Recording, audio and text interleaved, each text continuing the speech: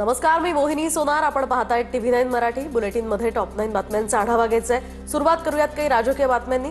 सध्या ठाकरे आणि भाजपमध्ये चांगलीच जुंपलेली आहे. कोणी कोणावर काय वार पलटवार केलेत पाहूयात टॉप 9 बातम्यांमधून. सत्तेत एक फूल आणि दोन हात बसलेत. हा हंबरडा मोर्चा नाहीतर सरकारसाठी इशारा मोर्चा आहे. संपूर्ण महाराष्ट्र चक्काजाम करू, ठाकरेंचा सरकारला इशारा. म्हणजे एक फूल आणि दोन हात बसलेले आहेत. हंबरडा मोर्चा नाहीये, हा इशारा मोर्चा आहे. सरकारला आम्ही इशारा देतो आहोत की जर तुम्ही कर्जमुक्त केलं नाहीत तर आम्ही फक्त मराठवाडा नाही तर अख्खा महाराष्ट्रातल्या शेतकरी रस्त्यावरती उतरून तुमचा विरोध केल्याशिवाय राहणार नाही. आम्ही उद्धव ठाकरेंना रस्त्यावर उतरू देणार नाही. शेतकऱ्यांना योग्य मदत करू. शेतकऱ्यांच्या मदतीवरून ठाकरेंच्या रस्त्यावर उतरू, या वक्तव्यानंतर फडणवीसांचं उत्तर. याचा अर्थ मदत मिळणार आहे याच्यावर त्यांचा विश्वास आहे. आम्ही जी मदत केली ती पण त्यांना मान्य आहे. आता त्यांचं म्हणणं एवढंच आहे की जर नाही मिळाली तर रस्त्यावर उतरू.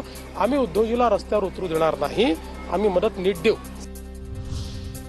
तर उंबरठा न ओलांडणारे आता हंबरडा फोडतायत. उपमुख्यमंत्री शिंदेंची उद्धव ठाकरेंवर टीका.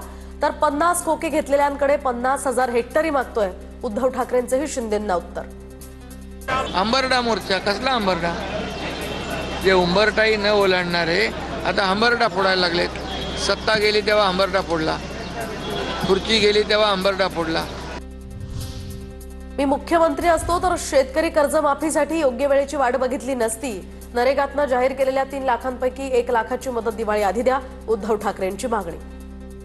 मग मी मुख्यमंत्र्यांना तुमच्या वतीने आव्हान देतो आहे की दिवाळीपूर्वी त्या 3 लाखातले 1 लाख माझ्या शेतकऱ्याच्या खात्यात टाकाच.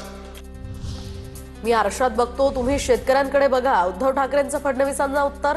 तर ठाकरेंनी आरशात बघावं, नंतर ते असे मोर्चे काढणार नाहीत, अशी टीका फडणवीसांनी केली होती.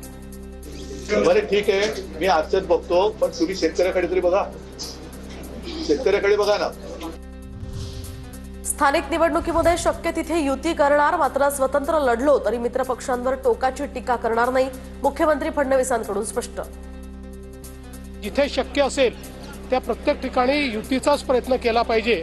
काही ठिकाणी शक्य देखील होणार नाही, त्या ठिकाणी आम्ही स्वतंत्रपणे लढू. पण कुठे स्वतंत्रपणे लढलो तरी मित्रपक्षावर टोकाची टीका करायची नाही, अशा प्रकारचे आम्ही त्या ठिकाणी निर्देश दिलेले आहेत. महायुती म्हणूनच लढण्याचा आमचा प्रयत्न, मात्र काही ठिकाणी मैत्रीपूर्ण लढत झाल्यास आम्ही एकमेकांना पाडणारच. आगामी निवडणुकांसंदर्भात गिरीश महाजनांचं वक्तव्य.